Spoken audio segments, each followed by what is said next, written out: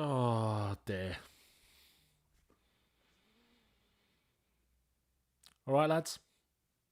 Afternoon. First game of the season. Spurs 1, Leicester 1. And I'm pretty sure that's probably how we all feel right now. That was Ange's reaction when Richarlison missed that header at the end. And I think that's how I felt all morning, to be honest, and all of last night. I was I was a mix between annoyed and angry last night after the game. Welcome everybody in the chat. The dust has settled a little bit now on that result. Obviously, it's the first game of the season. In this video, we're going to kind of talk about a lot of things. We're going to talk about what we learned. Of course, we're going to talk about why this is the reason why Dejan Kulusevski must start against Everton. We're going to talk about this as the moment that completely turned the game. We're going to talk about Dominic Solanke. We're going to talk about Tottenham's performance in the first half, James Maddison, Pedro Porro, and we're going to talk about why Spurs are unable to continually put pressure on teams for 90 minutes. That seems to be a bit of a problem, and why we can't finish off these chances that are putting us ahead in these games. Another really good first half performance. Again, still feeling a little bit like that. But it's the first game of the season, and there is still a big, big season ahead. 37 games to go. It wasn't a loss, but it did feel a little bit like one. Make sure to like the stream. Make sure to subscribe to the channel as well. I want to say thank you so much for helping me get past 4,000 subscribers. That was a target that I wanted to get to before this Leicester game, and we're on track to hit 5k for the Everton game as well. So make sure you hit the subscribe button and get involved in the chat as well. So this is how Tottenham's set up. Then I think a lot of people thought that Dejan Kulusevski was going to start. I couldn't believe that he wasn't in the starting lineup, if I'm being honest. I was really surprised after the pre-season that he had. I think he is a player that, I said this on stream the other day. I think it's not hard, but it's, he's been fairly inconsistent over the last couple of years, and it's been maybe hard to get him kind of in that flow state that he is in now. And he obviously made a big impact coming off the bench. I don't think Brenan Johnson had a good game at all yesterday. I'm going to talk about Johnson. So I was quite surprised to see him on the right. It makes sense when you look at the system in terms of the way that we obviously do set up there. But that was how we set up. I think the midfield was pretty obvious how we were going to go. Some people, including myself, wanted to see Lucas Bergeval in there.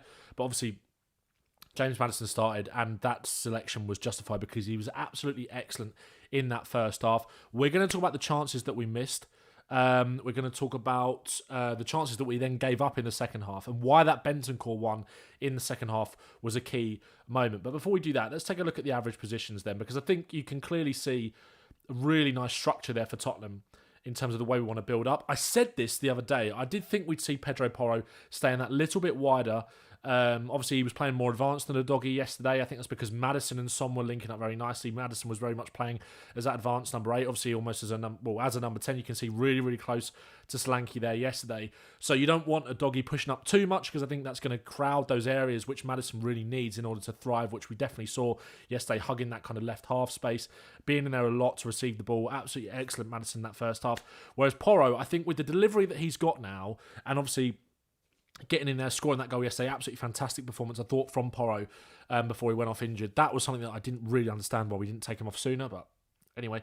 I did think we'd see Porro kind of staying that little bit wider because of the quality of delivery that he's got, which is why I think it would have made a lot more sense to have Kulusevski in the team, being allowed to drift into those pockets in the middle. Obviously, Sarr getting forward, kind of making those runs beyond Solanke sometimes, and I think that's maybe why I would quite like to see Bergeval start in the next game. Someone who's got that bit more quality in the final third when he does run beyond the striker. Sarr's engine is fantastic, but I want to talk about Bergeval a little bit later. So these were the average positions. Again, kind of typical what we've seen of Tottenham, but I think that's great. I think that's really nice in terms of the structure, in terms of the build-up. Let's go to the chat quickly before we move on. Josh Hayden says, why is Werner on the bench over Mikey Moore? Seriously, don't understand. Mikey Moore and Will Lancashire will very much be playing, or very likely to be playing, for the under-21s and the EFL Trophy tonight. So that's why neither of them were on the bench. I understand people's frustrations. JR John says, Son can't break low blocks. Someone with great ball retention on the left. And just on the ball ability in general, like Odebear can. Yeah, Odebear is someone that I want to talk about, and why I think he's going to be a lot more important to Spurs than we realise. Obviously, he's putting a lot of pressure on a 19-year-old. Matthew says, Bergval and great at class. Just a lot of positives from those two, 100%. Adig says, Son missed 2 or 3 good chances because of a bad touch. I want to talk about that, because there was one moment in the second half that involved Lucas Bergeval, which we were really let down by the touch of Sonny. But I'll talk about that. Anyway, was yesterday kind of just down to a case of Spurs not taking their chances, or was there a flaw in kind of the way that we played in that second half? I believe that it is down to the chances that we missed. We could have easily been 3-0 up in that 3-4-5 not maybe in that first half. But this was the one that killed all of the momentum for me. That Bentancur miss, because we played some really nice football on the edge of the box, worked it in, shot straight at the goalkeeper. And I'm not blaming Bentancur for this whatsoever. But that was the one that just felt like one too many missed chances. Because Solanke had the one just before this, which we'll come on and talk about. But that was the one that just felt like we've missed one too many chances here. One too many chances, because again, it wasn't the whole second half that was poor. You know, we started, I think we kind of came out the traps again in those first 15 minutes or so. But I think it's just in the first half we had a lot of chances, but I don't think they were necessarily to the quality maybe of this, and maybe the Solanke one that he had as well. Because if you come back here, and we look at the possession stats, did Spurs make that? Spurs didn't make that domination count. We had 70% possession in the game, 72% in the first half, so we dominated the ball. But we only fashioned 2 big chances from those 15 shots, which was the same amount as Leicester from 7. Vicario had 5 saves. Hermansen only had 2. We had 13 corners. We had 671 passes. We had 11 free kicks. You know, we had a lot of opportunities to create some really good chances, but we just didn't quite do that, I didn't think. We had a lot of chances, but they weren't necessarily high quality. We accumulated 1.21 XG to Leicester's 1.09. Obviously, Vardy's chance was very high in terms of the expected goals because it was right in front of the goal and you knew that it was going to be him that scored. But was Tottenham's quality of chance high enough? We were creating really nicely, fashioning some good opportunities, but not necessarily clear-cut chances, I don't think. And we'll talk about those chances now. That's where I want to start. So, first one here comes from a set piece. And I actually thought, I was actually really pleased with Tottenham from set pieces yesterday. I was actually really pleased with that. Obviously, in terms of defensive set pieces, we weren't actually tested too much. Whereas attacking set pieces, I think we'd clearly worked on some bits and clearly improved there. That front post run from Bentancur here for this chance, he flicks it on, and look where Solanke is, man. That's a great goal line clearance. That's a goal for Solanke. That is a goal. And with Solanke, I want to talk about Solanke in a bit more detail later, because I was actually really impressed with him in his debut. It felt like with Solanke, with the chances that were coming, a goal was 100% coming for him if Spurs were able to keep up that momentum that we saw from the first 50, 60 minutes or so. So that one went to beg him. Again, if we're talking about the set pieces here, Spurs work a nice short corner. Let me just move my head down here. Short corner worked out nicely to Sonny. Oh, let me just move this across. You can see Solanke there at the back post. And if I actually take that one back, you can see him there hold his run, point to where he wants it. Sonny whips the ball in. It's not a great connection from Solanke, but you can see what he's trying to do. Those ones aren't easy. That's quite a difficult headed chance for him. And obviously it goes straight at the goalkeeper. He had another one just after this, which I didn't clip, where a cross comes in, I think from maybe Pedro Porro on that right-hand side, and he gets a really good connection, but heads it straight at the goalkeeper. This one from a set piece. Again, Brenan Johnson, good connection on it. You've got 3 players there. Falls to one of them. It goes just wide. There was a lot more in the first half as well, just creating consistent good opportunities and getting in the right areas. The final ball was good into those final areas, but sometimes that cut back maybe from Sarr, who'd run into those areas, just he fluffed his lines a little bit, and that's why I think Bergeval could get into this team sooner than people think, because I think Bergeval, we'll talk about it later, I think he can have that same impact in terms of that engine, that box-to-box in midfield that Sarr does, but also add that real sprinkling of quality, especially against teams that are going to sit back and that transitional game isn't as much there. That need for that almost powerhouse box-to-box midfielder isn't quite there when you're going to retain possession in the opposition half. I think Bergeval can get into this team quite quickly. Here is an example of that, right? I think Lucas Bergeval in this position, there is a really good chance that he sort of just drives into there and tries to make something happen. That little drop of the shoulder that we talked about. Sarr goes back to Bentancur, but this is lovely. This is really lovely. Maddison on the half turn, where he is so good, opens his body up. Lovely little 1-2 with Sarr. Actually, he can go for the 1-2. He makes that run into the space. Sarr, again, lovely little flick outside the boot. Solanke, this was the one I was actually maybe the most, it's hard to say annoyed. I was not annoyed at Solanke because I thought his performance was really good yesterday. The one I was maybe a little bit frustrated by because he hits it very clean, but it's straight at the goalkeeper. The two headers I couldn't, difficult chances. That one, again, he can't really go across the goalkeeper, so maybe I'm doing him a bit of disservice. That near post is kind of open. He just hit it straight at the goalkeeper. And maybe he can wrap his foot around it, try and go near post there. Obviously, it's a difficult chance, but this one as well here. Bentancur, brilliant movement into that space. I thought Bentancur had a really good first half. And second half, again, that tempo was there. Obviously, gutted to see him go off in the way that he did. Just so unlucky on that ground. Maddison pops it into him. Bentancur makes that run into the space. Nice little 1-2 with Johnson. Gets it back. But this is the one that just killed all the momentum for Spurs. And I think it just made us realise as a fan base. At half-time, everyone was going, brilliant performance first half. But you've got to take your chances. And I think that was the one that really made me feel uneasy about the rest of the game because it was like, how many more times are we going to move them side to side, pull them apart, and create openings like this? Let's see what you guys are saying in the chat. Tekka says having 3 chocolate bars to drown my sorrows. I feel you, mate. Slynel says Odegaard needs to start on Saturday. Justin Glasson said this was still a difficult chance. I think you might be referring to the Solanke one. Obviously, I'm a little bit. The stream is obviously a little bit behind. Bram says our wingers getting so many 1v1 situations due to our fullbacks inverting. If we play wingers that can exploit those 1v1s, we'll create so many more golden opportunities. This is what I'm saying about Wilson Odegaard. This is what I'm saying. I think he's going to have a bigger impact than people think. The space will be there for him to thrive in and go and run at a man. Let's do it now. I want to come on and talk about. Well, let's talk about it. Let's talk about Brenan Johnson because actually let's save that for a minute. I want to talk about Dominic Solanke. Obviously, talk about this missed chance. I actually thought, let me know what you guys thought of Solanke's performance in the chat. Because I was really encouraged. I think almost last season, when Sonny was playing through the middle, obviously we've been crying out for a striker. We know that, right? Last season when Sonny was playing through the middle at the start, it was working really well. And we thought maybe this team doesn't need a proper focal point. It just needs someone that's going to get in between the posts and finish off high XG chances, which Solanke can do for Bournemouth. But also his hold-up play and that focal point in the team is something that was really missing when Richarlison was injured and Sonny was playing against lower blocks that want to sit in. Whereas Solanke, his movement yesterday, his selflessness off the ball. One thing I want to talk about with Solanke as well is that every action that he has is really smooth. He's a very smooth footballer, whereas Richarlison, it's often a lot more clunky.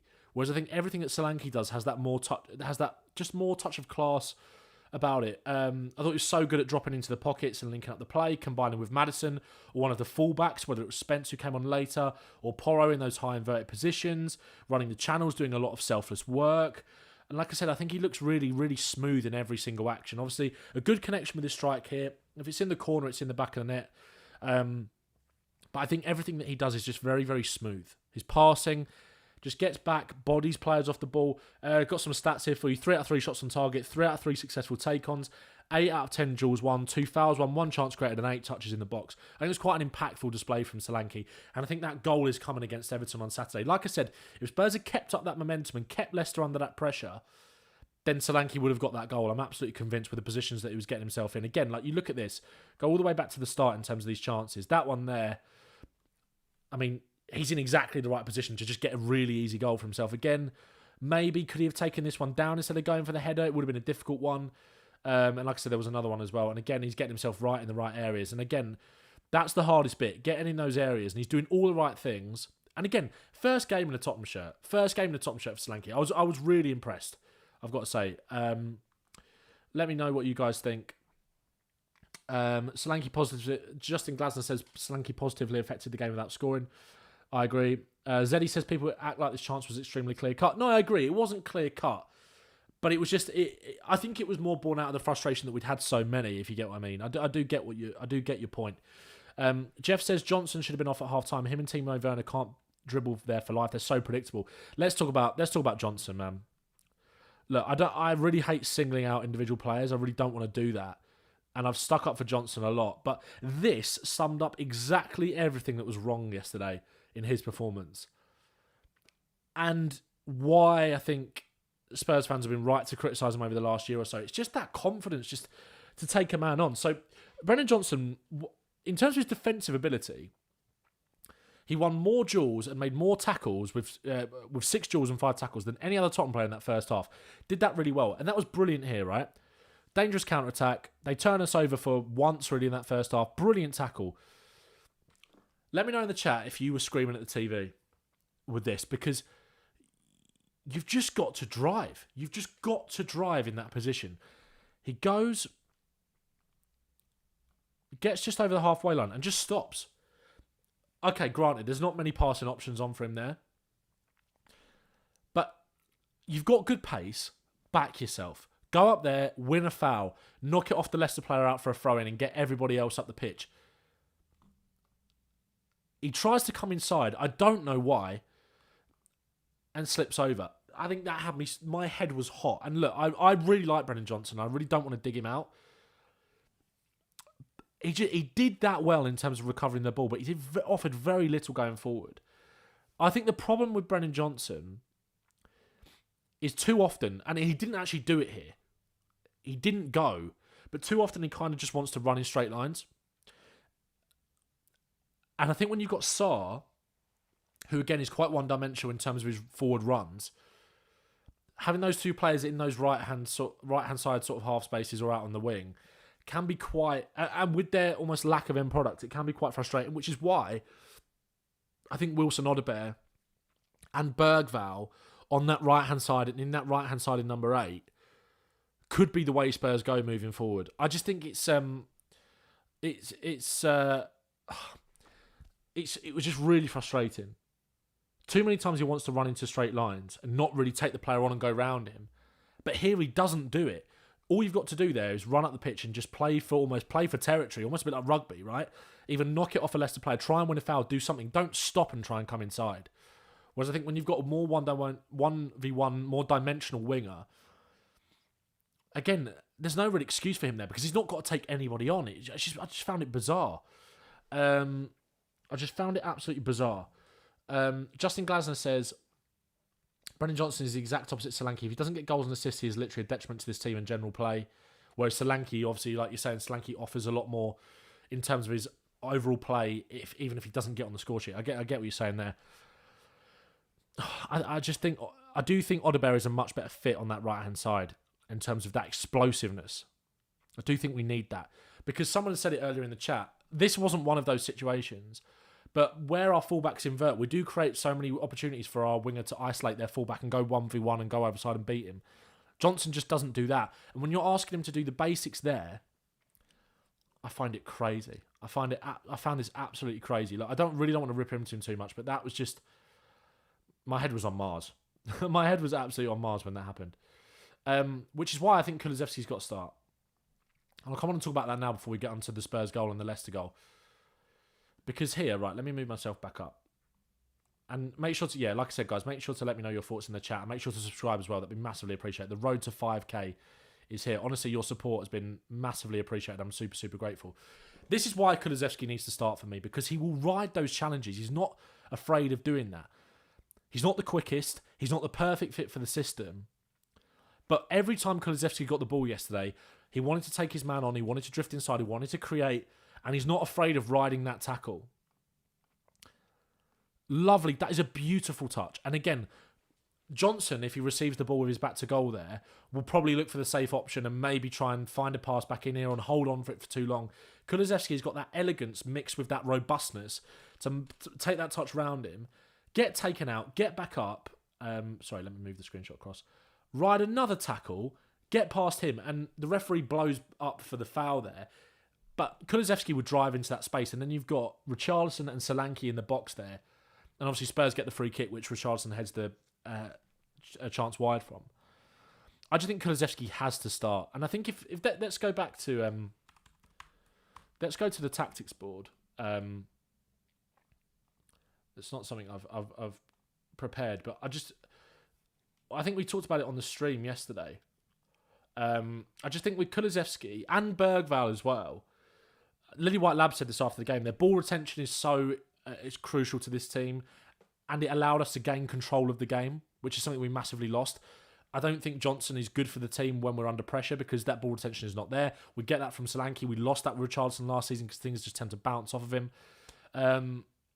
This Lily White Lab tweet summed it up perfectly. Imaginative with their movement off the ball and the physicality to withstand the pressure and win duels. I've got some examples of that for Bergeval, but this was a great example for Kulusevski. And I think they'll both be very, very key to the team this season. I do genuinely see that. And like I said, we're talking about Odebear, but I think I've got to go for Kulusevski on Saturday. I don't know how you guys think about that. But that's the way I see it. And if let's bring this back up. This wasn't quite the Leicester team that we saw, so let's get rid of these Leicester players. Make sure to like, stream, and subscribe, guys. Obviously, Leicester were really poor in that first half. We just allowed them back into that game. So frustrating. Yeah, this I think. Obviously, Bentancur will come out. I think Basuma will come in. I do think Basuma will probably come in on Saturday. Obviously, Bentancur that injury. I think this is the team that I would like to see against Everton, who will sit in and make it difficult. You get into the final third, and I think hopefully Porro is fit enough. Move these all up.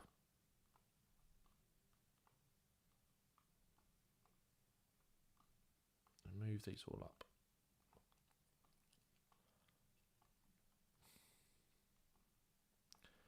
I think I want to see something like that on Saturday. Because I think Porro, again, like I said yesterday, he was kind of staying that little bit wider, was coming inside, inverting, which will allow Kulusevski to take his man on 1v1, which I actually think he's a lot better at than people give him credit for. He's got that robustness to ride the tackle. But also, if he stays that little bit wider, you've got a doggy there kind of making that double pivot in midfield. You've got Bergeval, who can occupy these spaces. Solanke occupying the defenders, which leaves more room for the likes of Maddison. Then Maddison can find Solanke. Porro can make those runs into the box. Kulusevski can make those runs into the box. I think that's what I want to see. That is what I want to see on Saturday. I think Kulusevski has to start. Let's talk about the goal then, because I think it was a great example of Maddison's passing range. I think it was a beautiful Spurs goal. I think that was kind of Ange ball at its almost at its best, really. And it starts with the reason I think it's Ange ball kind of at its best, and whatever Ange ball is, I think if I just move myself down, is because it starts with that line breaking pass from Romero into Sarr. One touch, pops it off into Bentancur. Maybe I'm best up over here actually.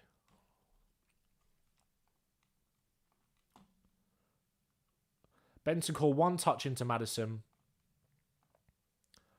And then Maddison, the typical kind of outside the boot spray to Sonny. Sonny cuts inside. Again, he can sort of shape up to cross. I've got to move myself back. Let's move myself over here.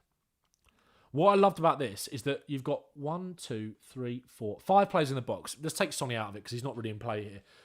Sarr is asking for the ball there to feet. Porro's on the run. Solanke's asking for the ball. And Johnson is creating an opening for himself with his hand up at the back post.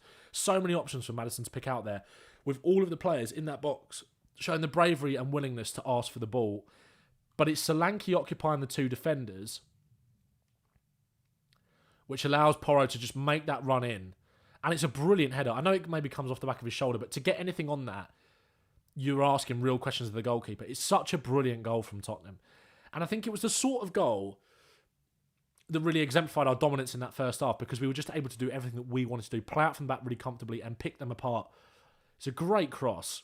Really good cross. And I thought Maddison was excellent. He did fade a bit in that second half, but so did the whole team. And that's been one of my critiques of Maddison in terms of him fading. I don't want to see that.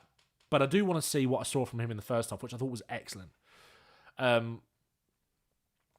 yeah, that is the team that I would like to see on Saturday.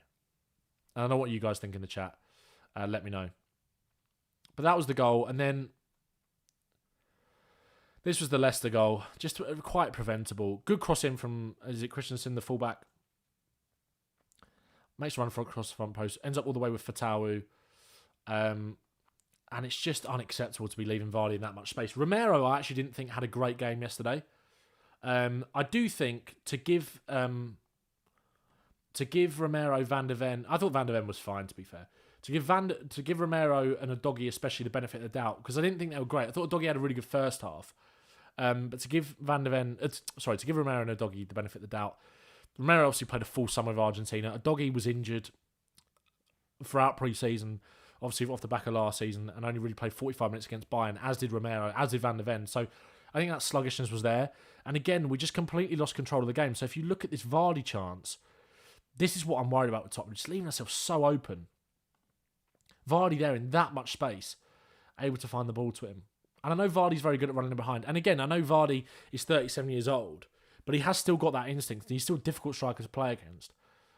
But just so open there in that back line. And I don't really know how you go about solving that. But I do think having midfielders on the pitch that can control the game that little bit better does stop us from finding ourselves in these situations. And wingers as well, that actually will retain the ball. Ball retention. Kulusevski is so key to this team. One way or another, he's got to get it. Got to get in it for me. But you speak about ball retention, and I want to speak about Lucas Bergeval. I thought had a tremendous impact on the game when he came on. Obviously he got shouted at by Vicario. Which, again, let me know your thoughts on that in the chat. That's kind of divided opinion. But I didn't really like it. I'll be honest. I didn't really like it. Anyway, let's go to the chat before we talk on, because we're probably going to finish on Bergvall and then look ahead a little bit to Everton. But again, there'll be one of these streams ahead of Everton as well, so we'll do that a little bit more then. And thank you guys for watching, everybody. Massively appreciate it as usual.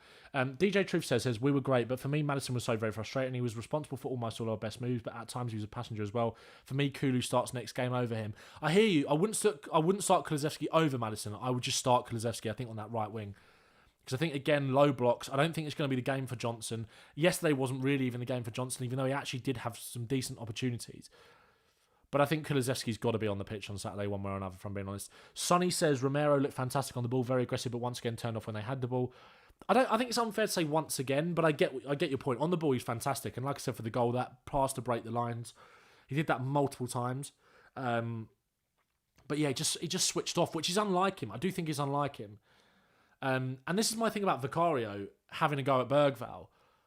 I don't see him kind of putting that same energy across towards the centre-backs. I know Vicario does go mad sometimes and does scream and shout at his defenders, but I wanted to kind of see that same energy reciprocated at the experienced players.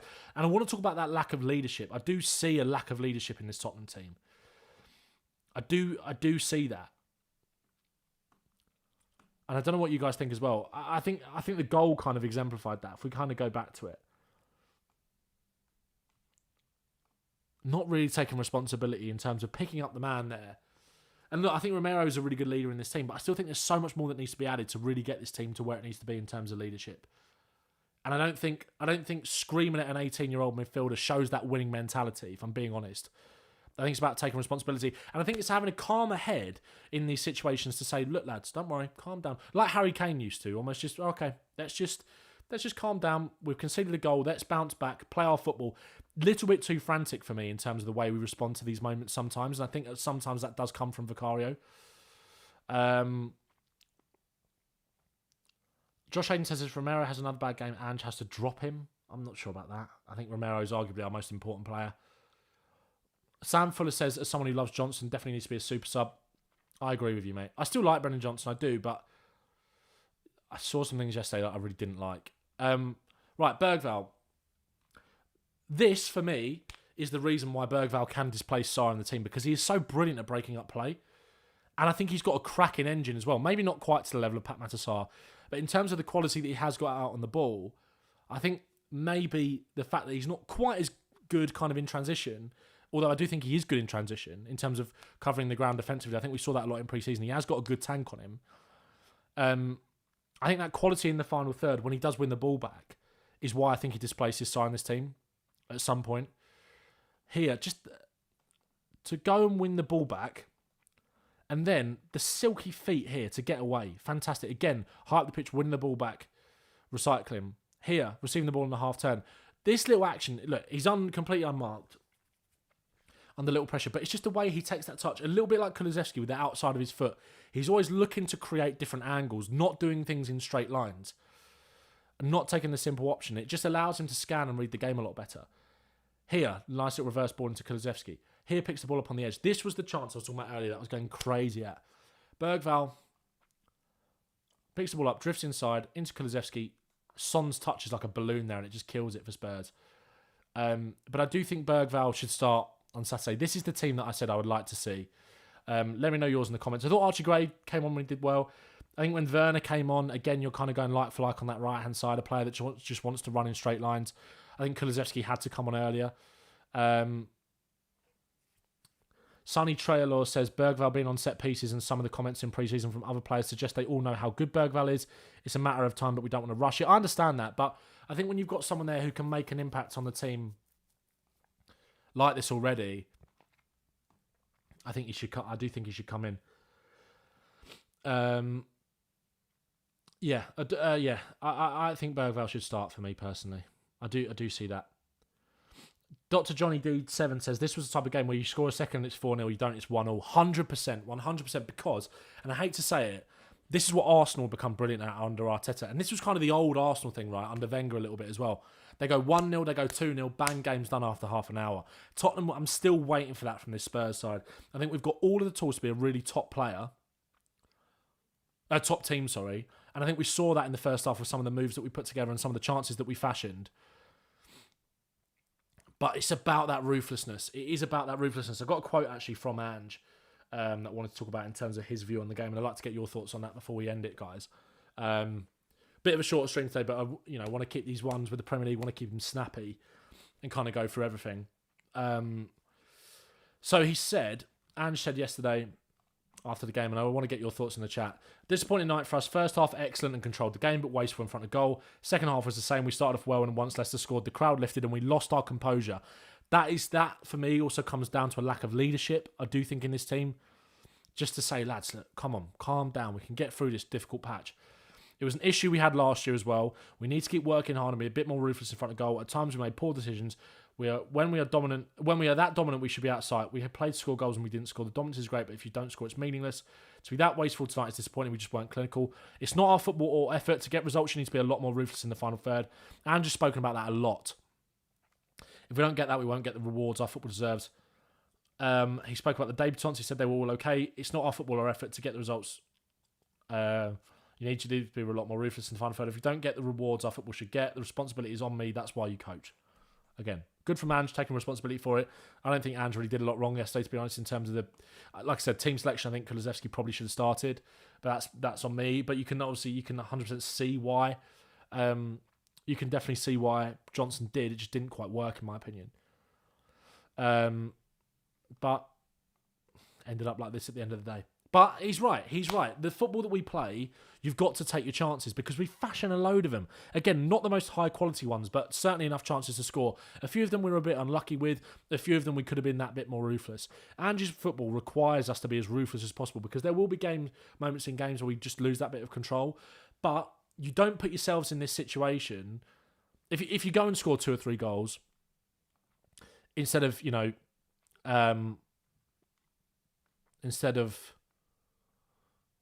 wasting chances like this, or like these ones, then you don't have the problem. You take the sting out of the game. You don't allow the crowd to get Leicester back into it. You don't allow Leicester to feel that opportunity and smell that blood. So, look, something to work on 100%. I do think there were a lot of positives from the performance yesterday. Like I said, I think it was a really good debut from Solanke. I think Bergeval came on and made a massive impact. I thought Bentancur was good before he got substituted off, obviously. I do still think we need that proper number 6 in there. I think Bentancur is fine when you've got 70% possession and you're dictating and controlling the game, but when things get tough in transition, that's where you need that proper enforcer, someone to break up the play and stop you being so vulnerable in transition. But that's my thoughts on the game. I'd love to know yours in the comments. Someone said we need João Gomez so much. There are rumours that João Gomez is in London today, by the way. Just saying. But yeah, guys, hope you've enjoyed the stream. I'll be back streaming probably on Friday in this kind of capacity to preview the Everton game. Again, we'll be streaming on Sunday after the Everton game to react to it. There won't be like a transfer stream, news stream tomorrow because I will be in Manchester doing the overlap fan debate, so we can catch up and chat about that on Thursday morning. But yeah, guys, make sure to subscribe to the channel. Make sure to follow the TikTok page. Follow me on Twitter. All the links are in the description. And I hope you've enjoyed this one. Look, we'll be back. We'll bounce back on Saturday. I have no doubts about that, and I think we'll go and beat Everton convincingly. But yeah, hope you enjoyed the stream, guys. Hope you have a great rest of your day. I'm off to go and play some golf to de-stress from being a Tottenham fan. Okay, have a nice day, guys, and up the Spurs.